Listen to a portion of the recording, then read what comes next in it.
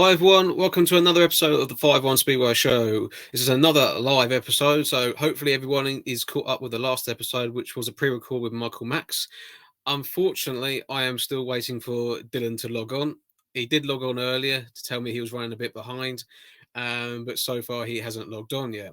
So I've got to kind of fill until he turns up. But hopefully, like I said, you managed to catch up with all the other shows and everything.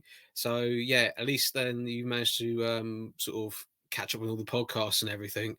But what I'm going to do, looks like I'm waiting for him to come on now. So if you just give me a minute. So ladies and gentlemen, thank you for holding on. I know it's been a bit of a delay, but he's here now, the main man of the show. Recent signing for Oxford. So he's back in this country after a good year with Plymouth last year, which we'll cover in later on, plus all the early stuff in his career. Please welcome to the show, Dillon Ruml. How you doing, Dillon? All good?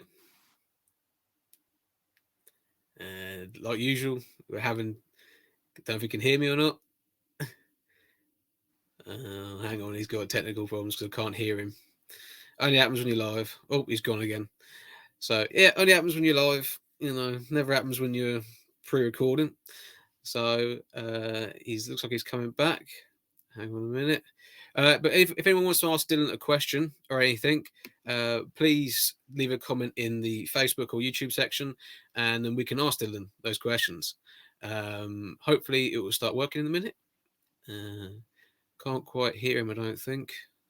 No, you still can't hear you, Dillon. So again, no, I can't hear you, man. I can't hear you. Okay, how's that? I can hear you now. We can all hear you now. That's it. Okay. Yeah, that had to have been my headphones. Yeah, I think it was. But always happens when you're live. Never happens when you're pre-recording. Yeah, of course. Yeah. So, how you been keeping, man? Anyway, since we last saw you over here in the UK. Not too bad. Just enjoying being home. To be honest with you, it's nice to be back. I think the biggest thing is just coming home, and my issue is I love the food here.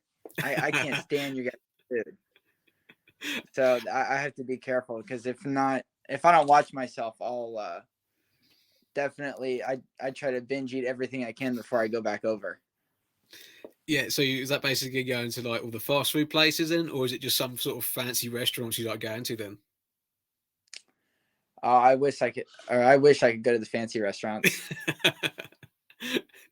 No, it's not too bad though. Just, honestly, trying to stay on the bike as much as possible. That's really what we've been aiming to do this off season. But obviously, I think with COVID and all that, unfortunately, we don't have our normal tracks running. But that's a big ups to Steve Evans, as he's kind of given us the meetings to at least get a couple meetings in for the off season. Yeah, because you managed to get, I think, was maybe one or two meetings over December, and then you've had, was it one meeting in the new year so far? So you've had about 3 or 4 meetings roughly. Yeah, I think we're roughly on the bike probably twice a month during the off season, which helps. It's definitely good being on the bike year round. But yeah, no, it's definitely cool. We have a good track in Bakersfield. Yeah, that's probably, I think, our best track that we have when it's done right. Yeah, because I've seen some of your results, and obviously your brother is a tad good. So, that's what it is. He keeps winning everything still. But obviously you and Brocky and Luke keep rubbing shoulders, which is good to see, because obviously we get to see some of it on the live stream over here, and then obviously catch up on the YouTube. So it's good to see. Do you miss racing out there like in the summer, or are you happy now to come over to England and ride? No, I honestly, I love racing in England. That's definitely, I think the rider pool is quite a bit better. There's just more riders.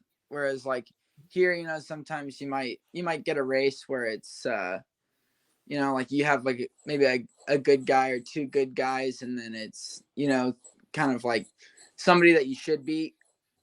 And then there, I mean, when I'm in England, it's usually 3 other riders that, anybody could really win it.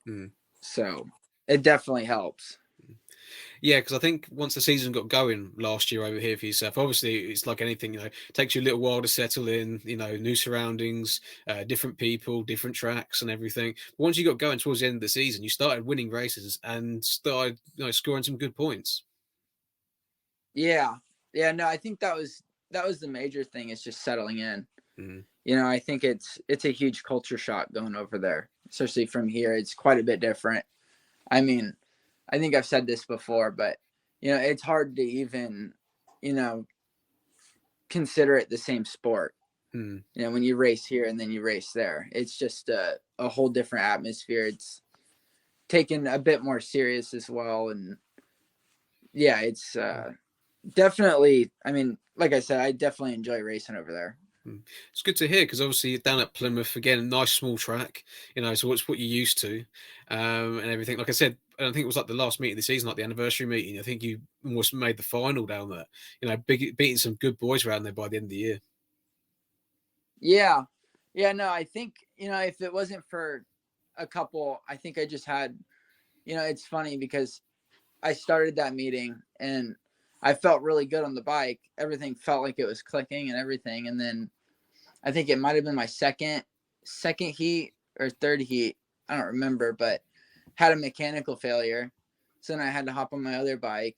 And then, I think it was just like a series of events where, I felt like, after my first race, especially, like there's some meetings where you go up to and you're just, you can kind of have like that grit. I mean, I told Lee, that my mechanic, that, I think that we could win this tonight. And then unfortunately I had a couple bad mechanical failures that set me back 3 points with that, which I think was in my second race, that I think I should have won.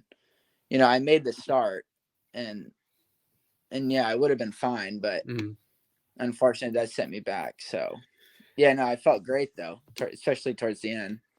Yeah, and I mean, like I said, the scores came and everything like that. But obviously, everyone will know that Max had dabble over here with Edinburgh a few years ago. So did he tell you anything, like any good words of wisdom, saying, "Well, do try this, try that," or anything, or did he just leave you to do what you wanted to do?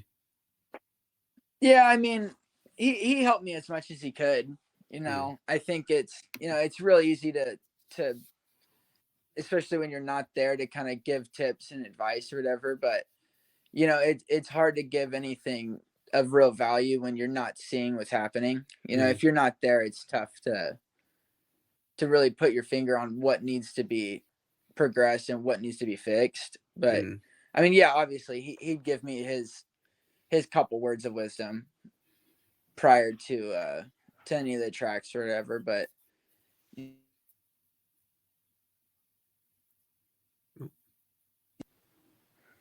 Okay. oh, I think we lost the mic. Oh, well, you're good now. You're all good. I can hear you.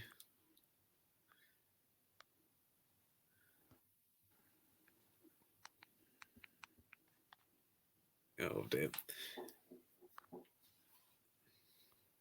You all good? Can you hear us? Oh.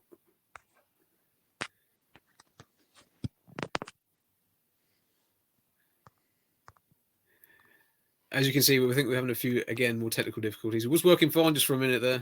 So hopefully Dillon can get it sorted out. But yeah. So if everyone's watching, please make sure you share all the videos and everything and whatnot, what we've done so far, because they are great shows, and we're hoping to get more shows coming on in the near future. I have asked several people to come on, just waiting to. Oh, we've lost Dylan again. Hopefully come back in a minute. But I have asked several riders of both English riders and also foreign riders to come on the show. So hopefully after this one, we should have a few more coming on. So fingers crossed. And Dylan's back. Is he? Is Dillon back? Can he hear us? Or yeah, I can hear you. The mic's a little messed up now. all right. Well, I can hear. We can hear you loud and clear. So we're all good. Hold on. Oh no. Oh, I can't hear you. Oh, okay. Well, I can hear you. Oh, he's gone again. So, but like I said, we're hoping to get a few more people on the show. Maybe not next week, but maybe the week after. Like I said, several riders have got back to me. I'm just waiting to hear confirmation of dates and everything. There are other riders who I have asked and not heard anything back from yet, but fingers crossed we do, because they're all great guests that I think that fans of the show, Speedway fans in general, both in England and around the world, will appreciate and like. But yeah, so hopefully once we get these few technical difficulties out of the way with Dillon, we can get him back on. He's back again. Try again. Can you hear me? Yeah, I can hear you. It's Yeah. still, the microphone's still a bit messed up. Well, I can hear you and everything. So yeah, that's a nice shot of his ear. 1 second. Here, I'll grab okay. my AirPods. Okay, but yeah, always happens when you're live. It never happens when you're pre-recording or anything, But yeah, getting a bit technical now. No, it's still the same thing. Oh no. So hopefully we get this all sorted out. So this could be a long evening, It could be a long evening, this one. But hold on, I'm gonna refresh it and okay, then see if we can come back. Okay, Dylan. I'm sure when I put when I edit this video, to come out again, I will get rid of a lot of this bit. So, but yeah. So if there's anyone out there who wants to know or get anyone that would recommend to come on the show, please leave comments or message me personally on my Facebook or anything, because I'm always open to ears to hear other people who wants to see on the show more than anything. Like I said, I've messaged several people waiting to hear responses for some good guests.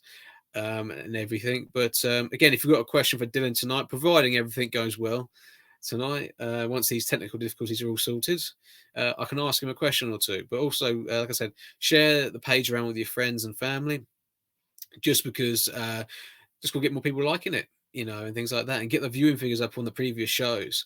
And things like that, because there's plenty of other people we've had on. We had James Shanes was our very first one over a year ago now. We've had Steve Lachiro, another American, Sean McConnell. We even had Peter Oakes on. That was a good show. I also had Mark Lemon. Mark Laram is part 1, and I'm going to get in contact with Mark Laram to hopefully get a part 2 sorted out soon. And I've done 2 parts with Chris Morton, 2 parts with Chris Louie and Jeremy Doncaster. And several other riders as well. But like I said, I'm in the process of talking to other people and whatnot. So hopefully, we should get some more people coming on the show. I say both from England and in Europe and America, and places like that. But it's just a case of waiting and seeing more than anything. But yeah, so I'm doing my best to fill here, guys. I really am. It's a new bit for me, because this has never happened to, obviously, on our 3 live shows. This is the sort of the worst one we've had really technically so far. But hopefully, like I said, you enjoyed the Michael Max one, which was the last show. And he said a lot of great things and very interesting views on Speedway. Like many of the riders who are not riding nowadays gave me interesting views with everything.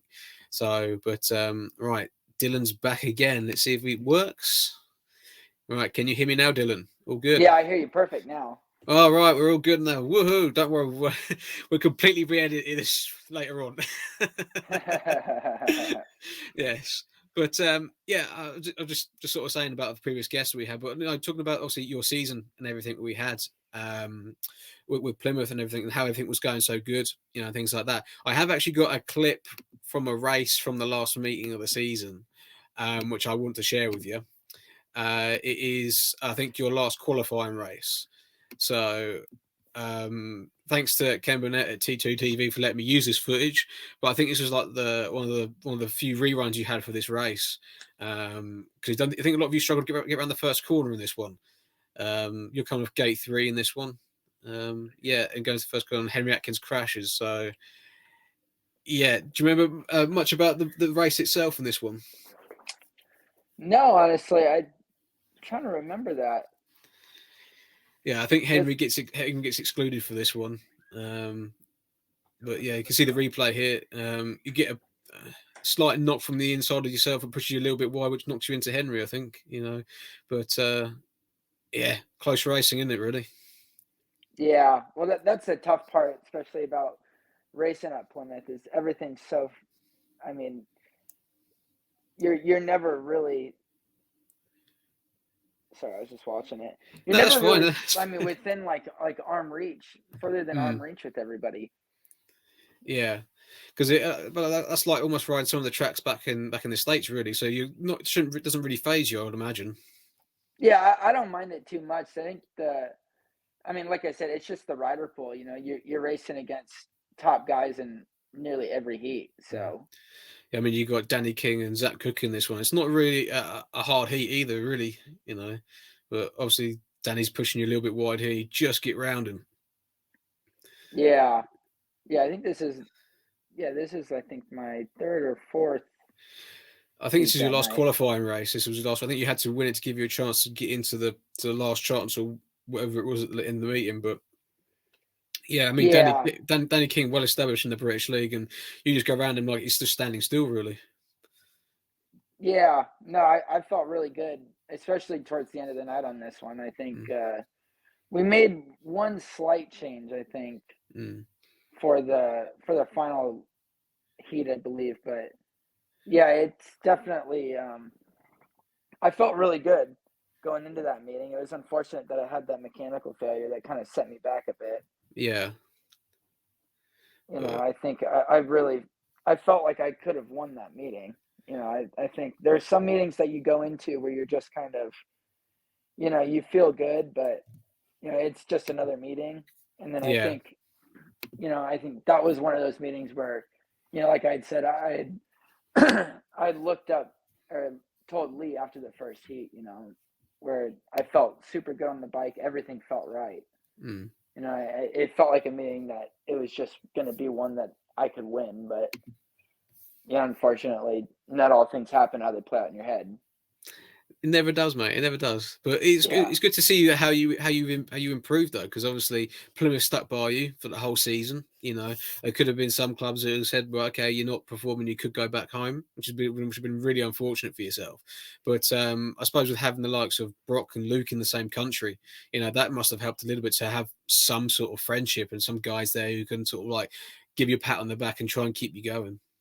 Yeah, no, I mean that's pretty close to everything. You know what I mean? I think it's there's such a mental aspect to racing, and I think that when you're already in a foreign land and you're racing these bikes, it takes a mental toll on you when you just. I mean, there were some points when I was down in Plymouth or down in Cornwall where I'd have a bad meeting, I'd go home, I'd go to my room by myself, and sit there and I think we were plagued with quite a few rain-offs in the beginning of the year as well. So, I'd have a bad meeting, go home, sit in this room by myself for, you know, a week, 2 weeks at a time, just waiting for the next meeting. And I'd try to do some stuff to burn off some time and do all of that. But, if you don't have the right people around you, especially, at least friends and people that you're comfortable with, I think that was a big change that I had made towards the end of the year. Luckily, Alfie Botel had let me move in with him, and that kind of put me closer to the Hagans and, closer to Brock and Sam Hagan and all of them where, I felt comfortable. And I think, once everything started lining up, you saw the results starting to click. Yeah, getting you around, like I said, get you around those sort of people. It'll lift you like tenfold because obviously Brock having a good season, Sam having a good season as well as National League level. Surround yourself with all these positive people. It's always going to rub off on you in the end. Yeah, exactly. I mean, like I said, it's this sport is so mental, and that's kind of a big thing that I learned as well. You know what I mean? I think if you know your own worst enemy is yourself, and if you have a bad meeting and then you go home and you sit there and I think there's a healthy part of reflecting back on it, but when you're sitting there and kind of dwelling on it and you have nobody to really kind of talk you out of your own nonsense, it could run its toll on you. And I think that was something that I had learned. That was one of the major key parts key factors in my season that I'd learned is, who you're surrounded with is just as important as, your fitness and, your physical ability on the bike. Yeah, it's making yourself feel happy more than anything, But with 2022 season just around the corner for England, you signed with Oxford, which obviously is a big step for yourself. You're moving away from Plymouth, and then going to Oxford, reopening the tracks, being reshaped, relayed, and everything, and you got yourself some good teammates around you for this season. So I think the likes of Scott Nichols and Troy Batchelor at the helm, it's going to be another good year for yourself. You're going to be surrounding yourself with good professional riders, who can help you out more than anything. And of course, probably a bit closer to the Hagans as well, not too far away, so you can always go there if you need to. So how are you looking and how are you approaching the 22 season in England? Good. I mean, yeah, it's obviously, nothing against Plymouth or, anybody there. They, like you said, they stuck by me. They were super, patient with me, especially at the beginning of my year last year. I think there were some points in my season where, I think even I probably would have replaced myself. You know what Yeah. I mean?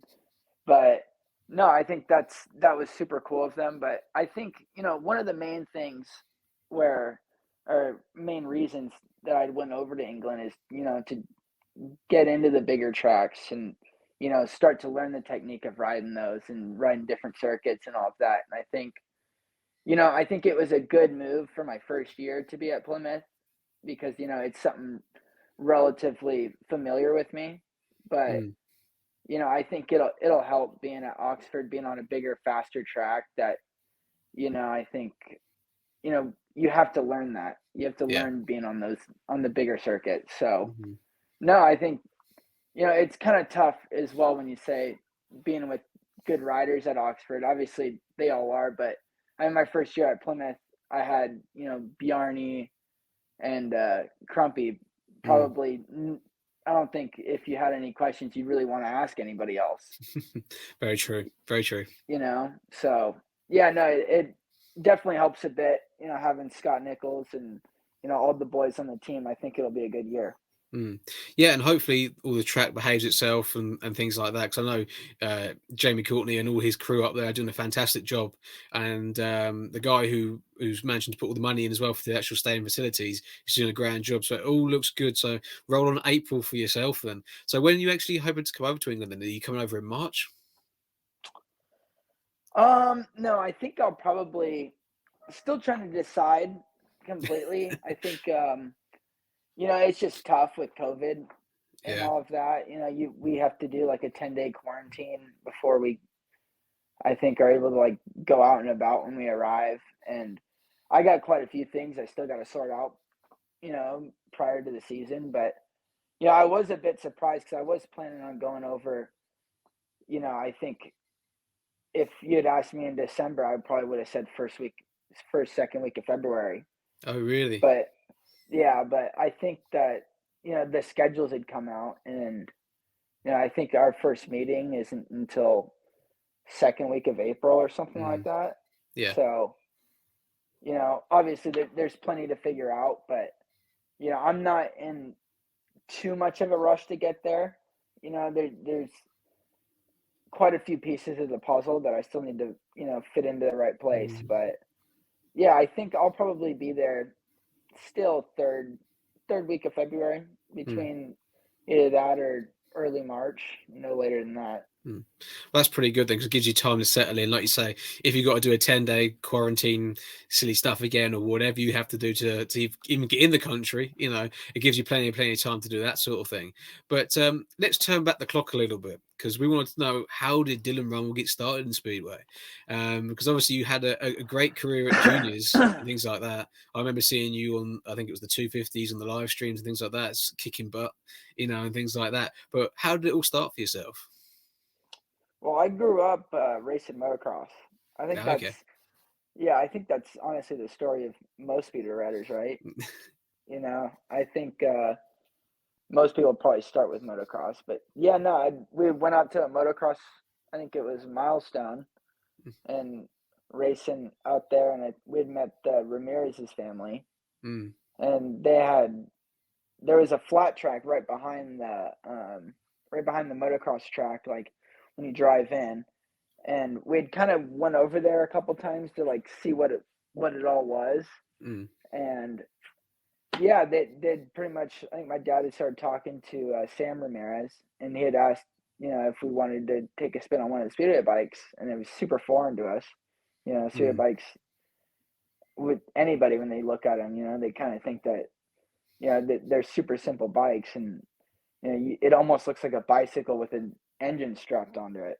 You know what I Yeah. mean? But yeah, and he had asked us to do it, so we went. I think we came back, maybe a week later or something, took a spin on the bikes, and I think me and Max took a real liking to it. So we wanted to keep doing it, but obviously, you know, you my dad told us, it's either speedway or motocross. We can't Mm. afford both of them, Yeah. and you know, sometimes I look back on it and I regret it. Sometimes I don't, but yeah, no, I guess we'd both said that we want to race speedway, so Mm.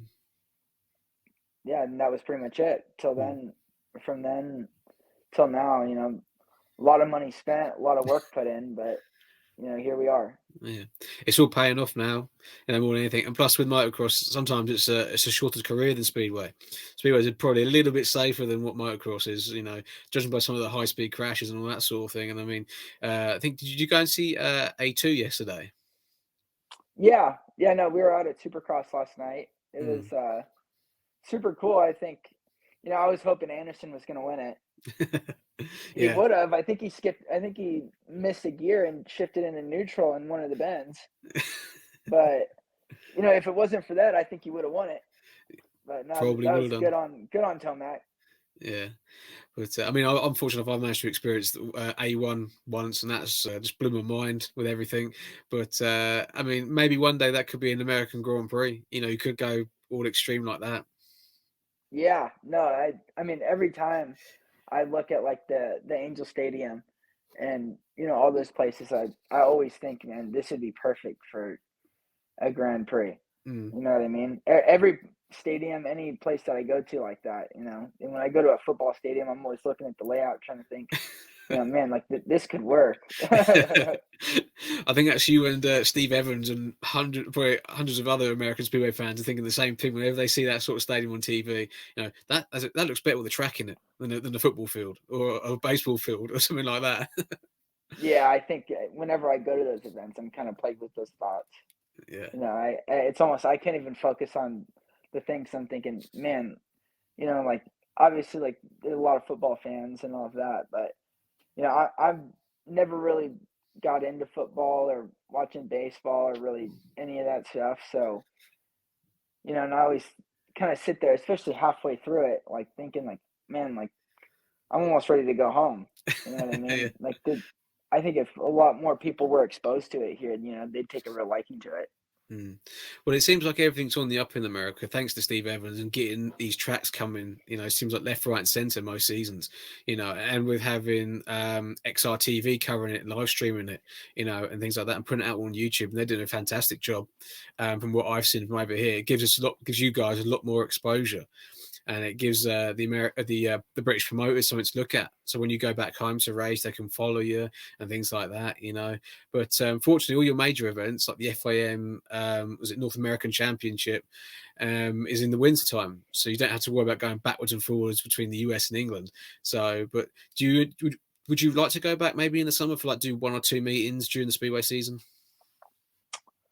Yeah, yeah, of course I would. I'd love it, but it's just like I said, if COVID wasn't an issue, Yeah, I think yeah. that would definitely be considered quite a bit more. I think also coming home, it would probably, be a bit of a refresher, Mm. but it's definitely tough being over there for 8 months out of the year and not seeing any of your family or anything Mm. like that. But, I think being over there and not coming home or doing any of that, you're much more appreciative when you do. Yeah, That's for sure. But yeah. yeah, no, there's a couple events that I've looked at and thought, man, if the schedules, align and everything were to work out, I'd definitely look into it. But Mm. at the moment, it's just too tough with COVID and all of that. Yeah. It does throw a spanner in the works, so to speak. This blooming COVID lark. If it was back to a normal life, he would be totally fine. Because obviously, with the likes of Industry and Costa Mesa looking like they're coming back for this season, obviously brilliant to have Costa Mesa back, and Kelly Inman doing a grand job with Industry. It's more race time for you guys, even if you didn't come over to England. That's the good thing about everything now. And of course, when Steve Evans then does his stuff in sort of like not during the summer, but mainly after the summer into the winter sort of time, keeps everything fresh and keeps everything going for you guys. Yeah, no, I mean, I think I had talks with like Max and Brock, and with everybody, it's kind of unfortunate, but the main goal for most people is to, get good enough to be able to go over and race in the leagues in England. And it'd be cool if, that wasn't necessarily a main objective, and it'd be cool if, you could make a real living, racing your bike here. But unfortunately, there's just not enough races and all of that. But yeah, no, it'd definitely be super cool to do that. Unfortunately, like I said, it definitely needs to be a bit bigger here before that's the main objective. But no, I talked with Max and Brock about it, and it'd be definitely, where was I going with it? It'd be cool for sure. Yeah, it would be. If Yeah, that wasn't the main objective to do that, and we could race here. But that's right. But if we had like the season, because I think our season here in the States, we race in the summer.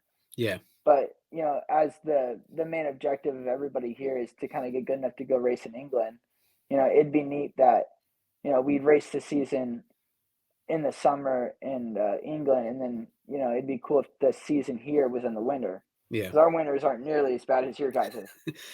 No, it isn't as So cold, I suppose. No, it isn't as cold, but it's still no, cold. yeah, no, that's why we try to get out of there before it really starts to hit.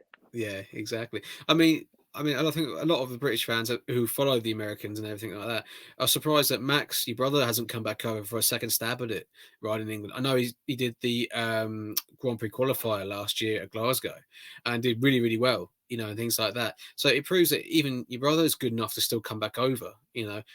Has he had like any opportunity to come back over, or is it a case of he's just happy riding back at home? I think he's definitely interested in it. Mm, It's not that he's not interested to come back over or anything like that. I think the stars just have to align. mm, Like we had talked about earlier, it's just tough to go over, and if you don't have the right setup and you're not there with the right people, you're pretty much wasting your time. mm. You know what I mean? You kind of have to. Unfortunately, you're not always. I mean, I know I probably wasn't ready when I first went over, but you kind of have to make do with what you got and do everything. But there's a certain amount of that where you don't want to show up, you know, to a foreign country with foreign people, and then you're doing this sport where you have to be 100% mentally there. Yeah. You know what I mean? Everything has to align, and Mm, I think that he's definitely looking into it, and I'm sure he's got his own things in the works. mm.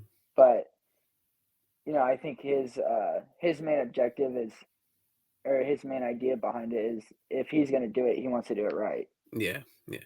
Which makes complete sense because obviously, you're uprooting your whole life for 8 months of the year to come over and race, and things like that. It's a huge commitment, and like you said, everything's got to align and things like that. But going back to your early days of your career and things like that, on my notes I've got here is that you managed to basically dominate the 250 class for a few years, winning, what was it, three-time California state champion, and things like that. That must have been great for yourself at such a young age to be winning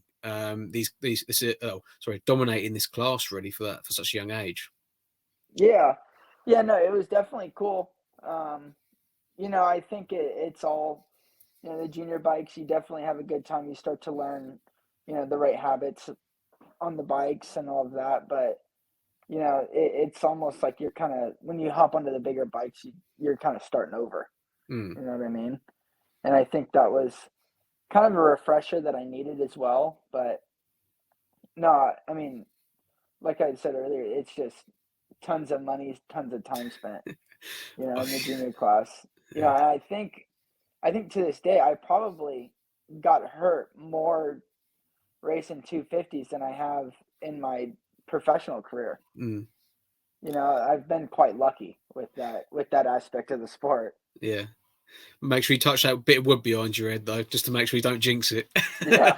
Yeah, but yeah, I mean, I think you rode, was it also in the Monster Invitational, was the 250 demonstration races and things like that. You know, so surround yourself with sort of like those top boys that came over for those few years that had it there. You know, again, looking and learning from a young age, because obviously you know that's going to be you in 2 or 3 years' time. Yeah. Yeah, no, I mean, I think, you know, a huge thing that I do, and that's like big ups to like the XSRA TV, know Mm, them for doing our live streaming and all of that. But you know, I I'm constantly going back and looking at my races and you know analyzing and trying to figure out what I'm doing wrong. And mm, you know, I'm looking at other guys and what they're doing, and then you know, I'm constantly watching videos on like Facebook and YouTube, and you know, just simple things like starting technique and all of that. I'm mm, constantly trying to figure out what I'm doing wrong and all of that. But you know, it's definitely a harder thing to put that into practice. mm, But yeah, even from the 250 class, you know, that was a big thing that I do, and I think that's probably what helped me progress quite a bit in that division was just you know constantly watching like the bigger guys and you know the guys in the professional class and trying to figure out you know what are they doing, you know how could I kind of you know mirror what their style and kind of formulate my own. mm. Yeah, it's like a lot of riders nowadays. I mean, we had Stefan Nilsson on previously to the show, and he said that he did the same thing. He watches DVD after DVD of him riding, you know, and things like that. So he knows how to sort of like improve himself for next time he goes to a track or just riding in general. So, you know, it's good to hear that there's another rider also who does the same thing. I'm sure there's several riders out there with obviously having social media and stuff like that more nowadays. You can just watch it back and go, okay, here's what I did wrong. Do this right next time type of thing. And, you know, make that mental note. Yeah, yeah, I think it's it's quite easy to go back to a race you know that you won, you know especially if you're proud of that race or you know you might not have even thought that maybe you weren't going to win it, Mm. but it's definitely a lot more productive when you're going back to all the races even that you didn't excel too well in and that you know you don't think that you fared too good in. And I think it's super important, at least in my program, that you know is that I'm going back and watching the races that I can watch Mm. and you know analyzing what I'm doing and trying to figure out you know what I can improve on. Mm.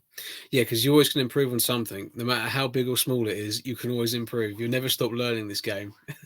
Yeah, yeah, that's the twisted aspect of this sport is you know, you're chasing something you're probably never going to achieve.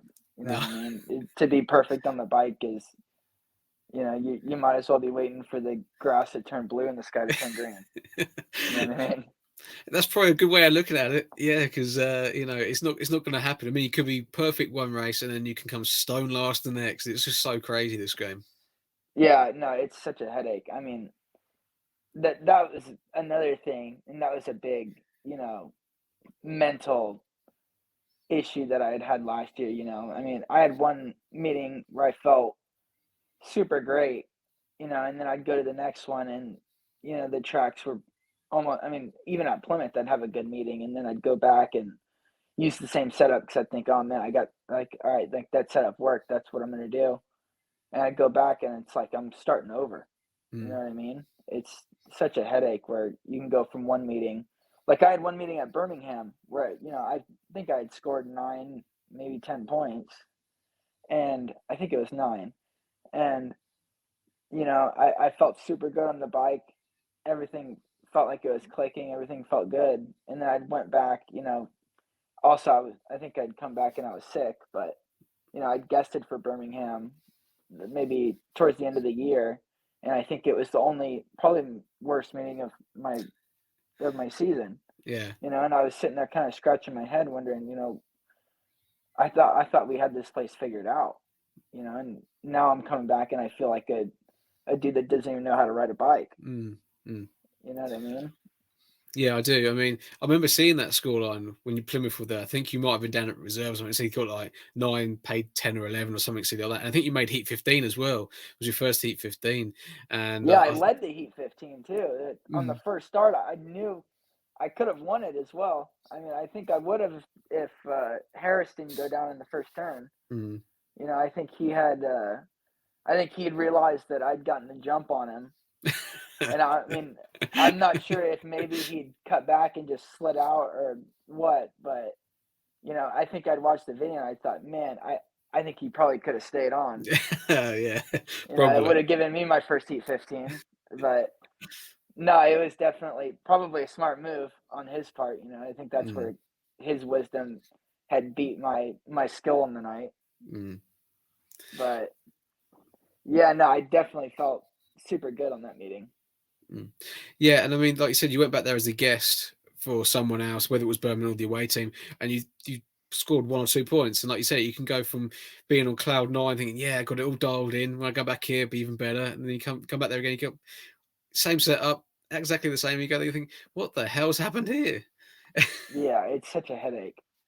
It's such a headache of a sport. You sit there and you think you got it all figured out, and you think everything's clicking, and then I think a main thing of it as well. Like I said, the only thing that was different was, I'd gotten sick Mm, maybe that the week prior to guesting, and I was sitting there thinking, like I don't know if I'm really fit to ride right now or any of that, and I thought, well, maybe if I commit to it, and closer to the meeting, I'll feel mm, better, and which I did feel better, especially prior to the meeting, but I think that thought was in the back of my head, mm. so I mean, confidence is a huge factor when you're racing over there. Yeah. If you're not confident in your abilities on the bike and you're not confident, being next to somebody, rubbing elbows, I think it's, you can make the jump and not get to where you need to be. Mm, yeah. It's such a huge factor, part of everything. Exactly. And of course, you did all the groundwork at junior level to then go up into the 500s. And it took you a little while to win a few events, I think it was, because obviously you had the likes of Brock, Max, Billy J, people like that who are all, and Luke, all above you sort of thing as you're coming into it and sort of dominating the 500 class. So even though you come over to England and you say you're learning here and it's tough here, it's still tough back at home because all those boys there are so still top of their game around your tracks. Yeah, no, I think every time when I've come home, even just this last season when I left and then I came back, it was even the the riders that we had left, had definitely improved quite a bit, and I mean, you never really like you don't go over and you come home and think you're going to dominate. You know what I No. mean? I think it's more or less, you're almost starting over. When you Mm, come back, everybody that's racing here almost has an edge on you because they're so used to racing on bigger tracks and racing, over in England, and now you're starting over again, mm, and it takes a couple meetings to kind of get back into the gist of it, and you know yeah. turn the bike inside out. That you are doing what you have to do when you're racing here. Yeah, I think the difference is also is the bigger tracks over here. You like you say, you're used to letting probably the bike run a bit further and things like that, silly little things like that, or leaving your turn later and getting away with it. Whereas back at home, you're there turning so sharply to get that sort of apex and then squaring the corner off more times than not. I mean, well, Bakersfield is a fantastic new track because it looks like from the outside. Obviously, I've never seen it in person, but it looks like it's a good little fast track with various good lines on it, so you can pass inside and outside, and you can even run off the track if you're not careful. Yeah, yeah. I think there was one race. I forget who it was. Somebody had hooked up a little bit on the back straightaway and went straight into the pits. It rode Brilliant. straight off into the pits. Bakersfield, especially if it's done right, it's probably one of the best tracks we've had here. Mm. It's got a good banking, it's wide, there's multiple race lines. Like I said, when it's done right, it's probably, it's a great racetrack, Mm. and I think it's a good place where all the boys can go and dice it up. Yeah, I mean, it looks good. I mean, I think I remember seeing one meeting though. I think it might have been like the second or third meeting there, where it was a bit wet, and Steve had to move the track or rearrange the track a little bit, so you missed the holes, and then the meeting unfortunately got abandoned. I think it was because there was I think it was a hole or something on the entrance to turn one. Was that one of the meetings there? Or was that a different track I'm thinking of? No, I think that might have been Paris. Oh, it might have been Paris, right? Okay, because I remember seeing a meeting. I thinking, geez, it has been a bad track, and to cancel it because normally you guys just keep going till the end and you make a good show of it. Yeah, well, I mean, there was even sometimes, when I went over to England, and I thought, man, like, surely that we can't race on this, on certain tracks where I showed up, and it didn't look up to par at all, and then racing got going, and you get it maybe the second round of racing, and it's the track starts to kind of formulate itself, and you think, man, like, I think you know you kind of think back on it like, well, glad we got on with it, you know Mm, what I mean? But no, yeah, there's been only a small fraction of times, out of racing where, we've kind of all got together or all the riders got together and we thought, this is, I think we're dancing with the devil here when we're, trying to yeah. decide, if is this actually safe and is it fit, Mm, for racing, especially if the track, I mean, it's almost more dangerous when the track is slick rather than, when there's dirt on it, mm, because then everybody's confident. yeah. Everybody knows that, they can ride the track, so everybody starts getting a bit more brave. Mm, And you kind of have to be a bit more aggressive when you're making passes or something like that, because you don't have those race line options to go to the dirt or something like that. So, it's arguably, I'd say definitely a bit more dangerous when you're, you know, dealing with the track rather than, the three other guys next to you. mm. Well, then that's obviously four things to contend with three blokes on the track. It's not really, like you say, the one thing you want to be worrying about more than anything. But again, just looking back a bit in your career, your first real taste of England came in 2017 when it was the World Team Cup. I mean, prior to that, you had two warm-up meetings where I managed to help you on the spanners at Kent and Mildenhall when it was the transatlantic sort of three-team tournaments and four-team tournaments you were doing. I mean, it must have been a great eye opener for yourself to think this is where I need to be and where I want to be, and things like that.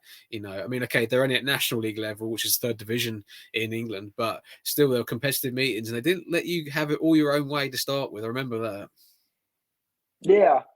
Yeah, no, I think it was definitely, it was definitely an eye opener. When I'd come over for, I never came over for like the Dream Team tours, Mm, anything like that.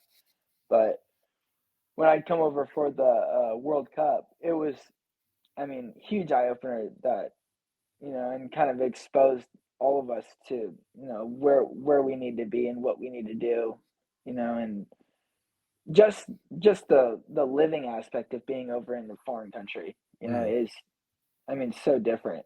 It's completely different to here. You know what I mean?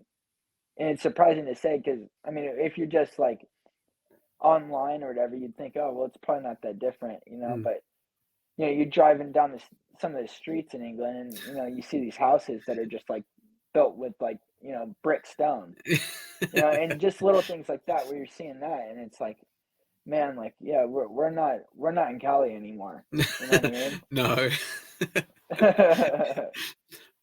But no, I mean, even because obviously after you've done those meetings and you've done pretty well on all of them. Well, the Team America won both meetings, which was great because I think it was yourself, Luke, and Gino was in the team at the time. All kids basically against the best in the world. Really, you managed to qualify for the race off from Kings Lynn to go to, wasn't it Legno? I think it was for the race off, Yeah. where Luke Becker got that famous heat, that last heat win. To manage to get Team USA some good points. But I mean, riding at Kings Lynn is one thing, and then riding against the best in the world at Kings Lynn again another thing. And you hadn't seen either, so it must have been, like I said, a huge eye opener. And I think you may have struggled a little bit, because I remember you took a tumble in one of your races, if I remember rightly, didn't you? Yeah, I think I forget which heat it was, but Mm. yeah, I'd taken a bit of a tumble, and I mean, if you've been to Kings Lynn, it's definitely not. I mean, not one of the places. Obviously, you don't fancy going down anywhere, but Mm. you know, Kings Lynn's a fast track with, you know, with dirt, and you know, if there is a bit of dirt, you know, you're moving pretty quick there. So Yeah. it's not somewhere where you really want to go down, but yeah, no, it was definitely an eye opener, especially being next to, you know, the big names that are in the world that were in the World Cup and all of that. You know, it's a huge, huge eye opener, and definitely a bit of a humbling experience as well. Mm. You know, where you go to these meetings and you see them and you race against them. You know, and you kind of have your own mental ideas of what could happen and you know all of that. But you know, especially when things don't go your way, you know, you think, all right, well, you know, you kind of go home thinking, all right, well, I got work to do. Mm. You know what I mean? I definitely not where I need to be in this. So, you know, you kind of go back and reflecting and trying to decide, you know, what you need to change and what you need to fix to Mm. hopefully get to that level. Mm. Yeah, and of course, I think now you're well on the way to that. You know, because again, you're back over for a second season in England, not we touched on earlier. You know, things like that. So you know, it's all slowly snowballing, and hopefully you can get into the Grand Prix qualifiers and things like that. Oh, and we've lost him again. Oh, it's not our night, ladies and gentlemen, for this sort of thing. Unfortunately, it was going so well. It was. Hopefully, Dylan will be back in a minute. And hopefully you're enjoying the show so far. Again, I've got to sort of try and fill now for a little while till we see that Dylan comes back online. But if you have, again, if you've got any questions or anything like that you want to ask, please feel free to leave a comment.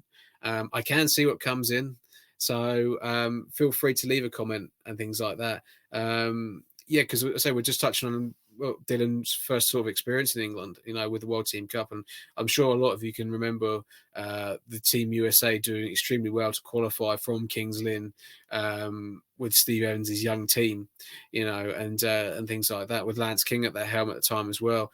So I mean, that was a great achievement for the team, you know, to get to Lejno. You know, I think that was their main goal. I think they managed to beat the Czechs, if I remember rightly. Again, apologies if I get me some of the facts wrong. It's all some of it's off the top of my head more than anything. But when Dylan does come back online, there is a few more clips that I want to show him. I think a couple of races there which will make the English fans realise how tough the racing is in America. I mean, you guys have probably seen a lot of it already. I say thanks to the live stream from XSRTV, you know, and obviously what you see on Facebook, on the Speedway USA page, and stuff like that, really. So hopefully, again, when we get Dylan back, I'm still waiting to see him appear on my screen. Then we can keep going more than anything with the show and everything. But again, if you haven't managed to catch up with all the other shows, and if you're new to the Five-1 Speedway Show, I say this is episode number 42, and the previous shows before all this have been fantastic. You know, we've had some great guys come on the show, some fantastic stories with these guests. You know, it's on Spotify as a podcast, along with Apple Podcasts, as well as on many other channels where it gets shared about. But please share it with your friends and family. You know, if they're a Speedway fan or just getting into Speedway, you know, this is fantastic for them to learn the legends and also the current riders of our sport. You know, hopefully we'll get a few more guys on who are riding into this season coming. You know, as I've had previously on the show, I've had Tom Brennan on the show, I've had Jason Edwards on the show, Drew Kemp, you know, and people like that. I know a lot of it's heavy Eastbourne because I'm an Eastbourne fan and things like that. But hopefully, you guys who aren't Eastbourne fans can sort of appreciate what is going on, you know, with Eastbourne. Hopefully, they'll be back next year. And I try to get different aspects of sort of their views on the sport. Again, reiterate the Michael Max chat. We had a good chat about his views on Speedway. You know, as with him being the track curator at Dakar, you know, and things like that. But yeah, still waiting for Dillon to come back online. I don't know where he is. It was going so well until he decided to walk around, I think. But yeah, so I think he's coming back. I can see something on my screen. Let's see if this is working. All right, are you there? Can you hear me? Yeah, I can hear you. Can you hear me? Yeah, I can hear you now. I can hear you fine. Okay. Yeah. Yeah, no, I think if we pre-recorded this, nothing would go wrong. No, exactly. It would be But totally fine. It'd be totally fine. But if it being live, it's typical. But yeah, and I mean, like I said, we were just literally just talking about obviously that 27 season with you riding over with Team USA, and then obviously qualifying for that race off. I mean, going to Lesno, I mean, that's a bit of a difference from say riding somewhere like up at Auburn or down at Costa Mesa or at Industry. It's a huge track, and I mean, do the sort of the big tracks sort of favor you, or you do you prefer the small technical tracks? I don't necessarily, have a preference. I think the bigger tracks is where the bigger meetings are Mm, usually. I don't necessarily mind smaller tracks though. It's, if the tracks are done right, especially. I definitely I like any track that's prepped well. You yeah. know what I mean? If I mean even sometimes if it's not necessarily favorable, conditions, but anything than it being dry and slick and hard where it's kind of whoever makes the start. Mm. Those are the kind of the style tracks where if it's just who can gate the best, then for one it's boring for spectators, and two it's definitely it's almost boring for the riders as well, because I mean it's such a pain when you see somebody that you can beat and that you're quicker than, but you're kind of trimmed down by the track conditions where you can't Mm. make a move that you necessarily want to make, or do something that you want to do, because if you move off the race line, it's just you might as well just go backwards. Mm. Yeah, I mean, I totally get that. I mean, you've got to have a bit of a variation of racing lines, and just things like that. So, but obviously, when you came back in during the 2018 season, you and Max managed to win the AMA Best Pairs. And I mean, that must have been great for yourself to win that with Max. To get a little bit of glory between yourself, because that must have been a rare amount of times you've actually ridden together as a pair. Yeah, yeah, no, it was a cool thing when we were paired up. I think we were looking into doing it this year, but unfortunately, with racing over in England and all of that, I wasn't exactly sure of if the stars will align or Mm. anything of that. So he kind of said, well, all right, well, he I need to make a decision here with who I'm going to pair up, because if he didn't pair up with anybody, soon, before you know it, everybody's kind of already matched up and you're kind of stuck there without a partner. Mm. So, but yeah, no, it was definitely a cool thing winning that with him. I think we had given Brock and Luke a good run as well in the last, or I'm not sure if it was the last one or the time before, but yeah, the last one when Brock and Luke had paired up, we'd given him a good run as well. Mm. We were pretty close to winning it. I think. I think it was only one race result that kind of set the difference. But yeah, no, it's definitely cool riding with him rather than usually racing against him. Yeah, because I can imagine he's a handful when you ride against him. I have seen some of his moves he's done, and he is pretty good. But also looking at yourself, I mean, in 2018 you had a good season in the States, because you were up there for the AMA Championship for quite a while, and things like that. And I've got a race from was it Fast Fridays Auburn, where I think you managed to win the round. This is a pretty good race. I can't remember who you're riding against. I think it might even have been Max. I've got Aaron Fox in this one, and Billy Joe, I think it is. Just looking at it, but yeah, and I mean, again, it's a good little track. This one. Yeah, yeah, that was one of our good ones with Billy J and Aaron Fox. I think I looked for Max a bit. Auburn's one of those tracks as well that it's a bit tough to especially with the conditions how it is here in this video. Mm. It's a bit tough to look for your partner and look for who you're racing with. Sometimes I think the best course of action is just to make a start, and hopefully everybody kind of falls in line with with what's preferable. Obviously a 5-1, but Mm. yeah, no, it's definitely a cool deal. I'm not sure if this was best pairs or No, I think that one was the AMAs. Was the AMAs? I think it's one of yeah, the yeah, ones that that's you managed to win. So, but that was the round I think you won. I think it might have put you maybe about fourth in the championship. I think something like that. But again, a good season. You obviously you can beat these boys. Okay, you got to make a few good starts to beat the boys, but you can beat them. They are beatable, which is more than anything, which is a good thing. yeah, yeah. No, I mean that just goes back to what I'd said earlier is confidence is key. You know what I Yeah, mean? I think you know if you're not walking around as the king, you're walking around wanting to be the king. You know yeah. what I mean?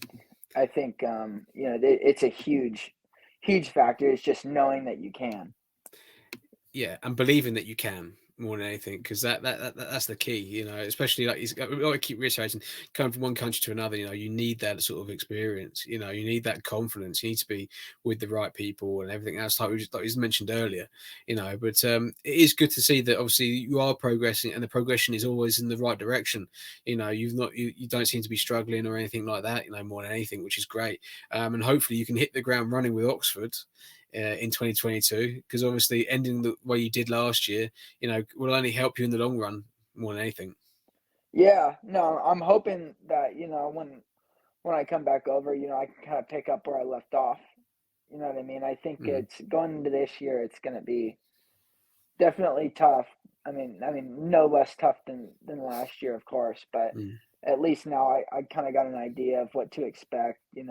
I've been there now for a season. I kind of have an idea of the tracks where I'm going to be racing and what I need to do, what I need to improve on, where I need to excel, where bad habits I need to get rid of. So yeah, exactly. It's just a huge thing, especially having a season under my belt. That makes a difference now. mm, And I'm hoping I can put in some good results for Oxford and like you had said, hit the ground running. mm. And I'm sure you will. I'm sure you will. I would have thought that sort of track would suit you. Have you actually looked at any videos of Oxford for what it was like before they shut down? Yeah, I've watched quite a few videos on it. I definitely looked into it. It definitely looked like a good track. Mm. And I've seen some top secret photos of what it's looking like now. But no, it's looking like it's gonna, they're spending a lot of time on it, and you know, Jamie and all the boys down there, they seem to be putting the work that needs to be put in, Mm.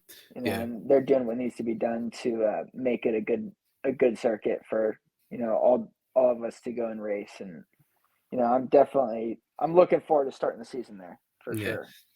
Have you tapped up a certain Mr. Hancock about any setups or anything as you used to ride at Oxford? I haven't yet, but it's definitely crossed my mind. I think when if you have the dude's number, you might as well give him a call, right? I mean, it would be handy to have it on speed dial, isn't it? More than Yeah, anything. exactly, No, exactly. no, but obviously, it's great to be able to have that sort of access to talk to, like say, likes of Greg and people like that. Who can just be at the end of a phone call, say, "Well, what's going on?" You can always go to him whenever you need to.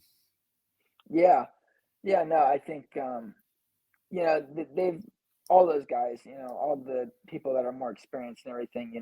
It's almost always expressed with if you have any questions, just give me a call.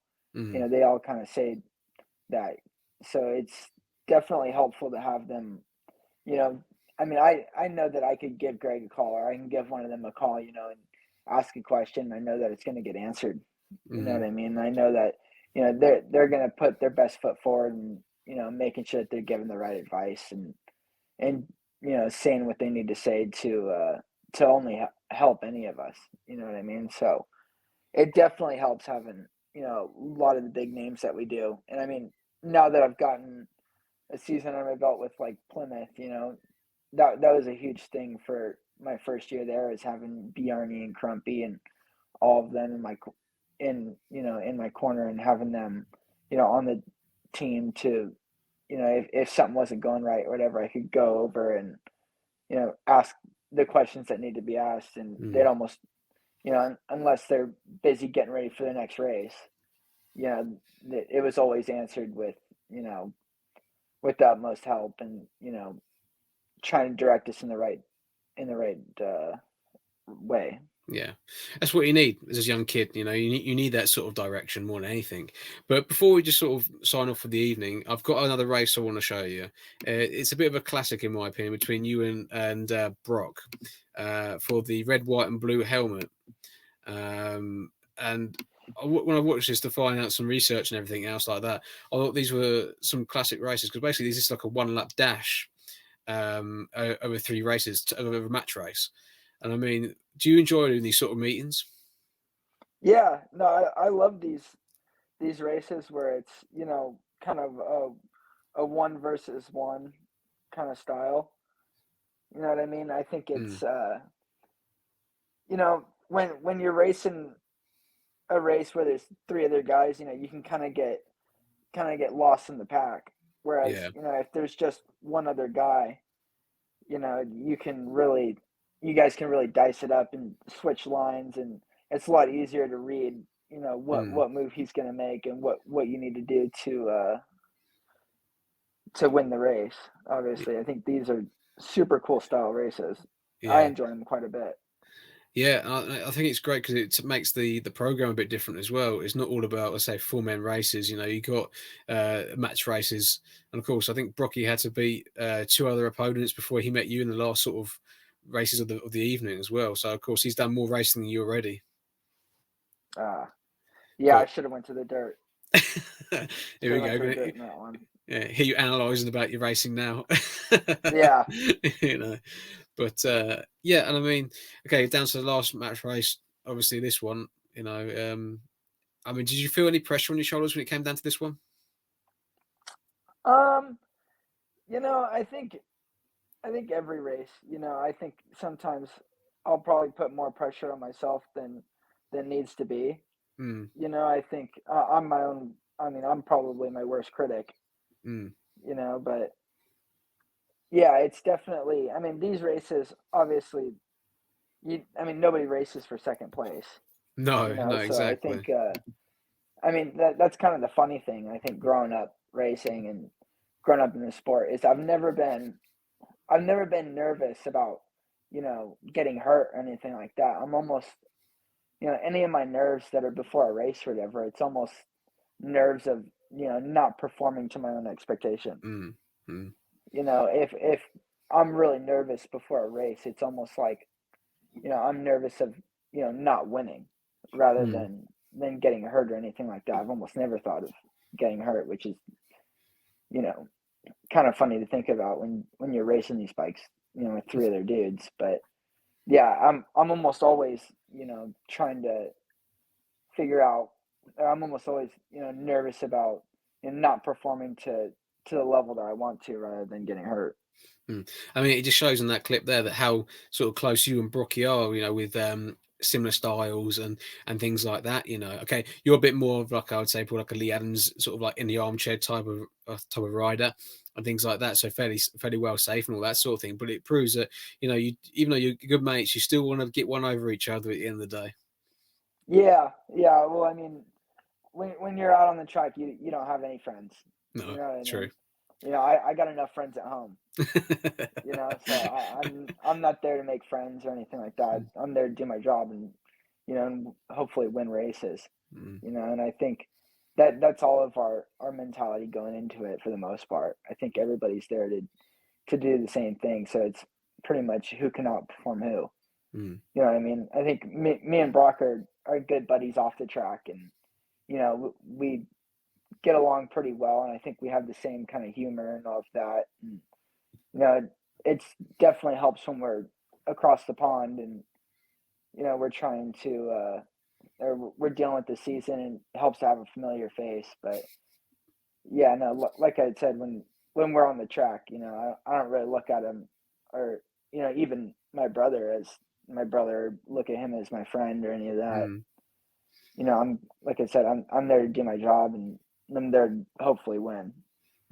Yeah, and I'm sure you do some more winning next or this coming season, things like that.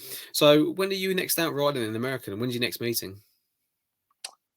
I'm not 100% sure. I think the next meeting that I'll do would probably be the best pairs, which I'll be Mm. teamed up with Aaron Fox for this year. Oh, okay, so that'd be good then. Yeah, no, I think I'm looking forward to it. It'll be at Bakersfield, which I've always said that I think Bakersfield would be a great track to host the best pairs, as it has different race lines and all of that. I think sometimes Paris, it can just be a bit hard and slick, where it's whoever makes the start.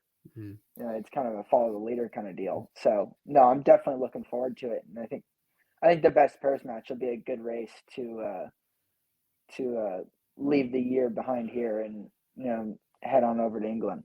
Mm. Yeah, and I mean, if you can end on a high on that meeting, let's say bring that over to the UK, maybe get a few practice spins over here in the UK, and then sort of like go from there. Get yourself dialed in, and away you go. Come April, when you get that first meeting at Oxford. Yeah, no, I'm looking forward to it. I'm honestly, I'm pretty eager to get the season going and get back on the bike. And when I come home, I kind of, it's almost like a coming back down to earth, where I have to work a normal job, and I have to, that when I'm over in England, my main focus, and really my only focus, is racing, Mm. which makes life. I mean, when that's all you have to worry about, it makes life so much more simple. Mm. You'd think going to work, working a 9 to 5 is the most simple thing that you could do, but you know, when you're racing in England, and and that's your job, that's what I've found. That's where I'm the happiest. Mm. So yeah, no, I'm eager, and I'm looking forward to it. Yeah, turning left's the way forward for you then, 100%. Yeah, yeah, no, I think if I can race speedway bikes for the next 10, 15 years, if I can at least milk that out of it, and then get a job, I'll be happy. I'm sure you will, mate. I'm sure you will. I'm sure you've got a lot left in you yet before you can get to that sort of time. You know, Yeah, I hate working. I hate I working think we when all I'm do. bad. Yeah. I mean, even there's times when I was racing last year, where I'd be on a few hours sleep, and I'd have to get up and do bikes, and get ready for the next meeting, and where you didn't really have a lot of sleep. But I mean, it's so much of a difference when you're doing that, and you're running off of a few hours sleep to go to a job that you don't want to do, or do something like that. I think racing, I'm eager to do what I need to do to hopefully accomplish what I want. So yeah, I'm definitely eager to put the work in and hopefully see results. I'm sure you will, and the results will come, and things like that. So it's great to see more than anything, mate. But I'm going to sign off for tonight, especially after all the technical difficulties we had tonight, which is very unfortunate. But hopefully you've enjoyed yourself and have been a bit different tonight. Yeah, no, I think we persevered. We We got through did, it. we We did, got mate. through it. Yeah, and of course those issues. I mean, it never happened. If everything went well, it Yeah, never happened if we did it pre-recorded or anything like that. Of course, if it's live and we're on the spot, random issues come up. yeah. But yeah, But it is what it is. exactly, mate. Exactly. But thanks to everyone who's watched tonight and stuck with it and stuck with the show and everything tonight. Hopefully, the next show when we do it live won't have as many issues. But it's still been great to hear Dillon Ruml tonight and see him racing and him even analysing his own racing. For races he doesn't even remember he did. More than Yeah, anything. yeah, I can't help it. I can't help No, it. you're only human, mate. You're only human, mate. But we look forward to Yeah. seeing you when you come over in the new year. Oh, it's not the new year. When the season starts. Sorry, in a few months, and stuff like that. Is there anything you want to say to the English fans before you come over? Uh, just that I'm looking forward to the year. I'm looking forward to meeting all the fans and meeting everybody down at Oxford. I'm looking forward to it, and hopefully I can. Hopefully I become a fan favorite. I'm sure you will because you're a very likable guy. Trust me, you're very likable. Yeah, I've been told. I've been told by plenty. Yeah, exactly. But I just want to say to everyone, thanks again for watching the show tonight. Make sure you like and subscribe to the Five-1 Speedway Show on the YouTube and on the podcasts and things like that, and catch up with previous shows. But thanks for tonight, Dillon. Much appreciated, buddy. Yep. Thank you for having me, boss. No problem.